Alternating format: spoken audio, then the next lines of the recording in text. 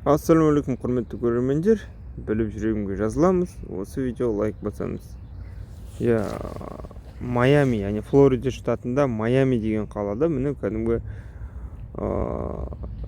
GTA-ға ұқсас, Vice City'ге ұқсас кәдімгі жер бар екен. Мынаны қараңыздаршы, кәдімгі Vice City сияқты. Алексей Шевцов деген ютубер, жалпы Европа, Америка жамандайды ғой, барып алды. Ал мына жерде мақтап кәдімгі осындай видео түсірген. Қараңыздаршы, Vice City тұрған.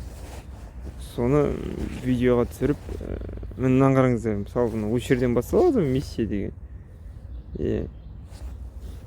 Осындай Vice City'ге ұқсас жер бар кәдімгідей. Таңғалып қалдым. Мынау уже Нью-Йорк. Осы ойындарда дәл осылай кетіп жатады ғой. Осындай пляждың бойы бар Vice City'де. Кәдімгі өзіммен қатты таңғалып қалдым, осындай жер бар екен. Жалко анда GTA-лар неге андай жасамайды екен, точно планировкадай қаладағыдай жасап. Видите, оның бәрі дәл ондай болмайды просто.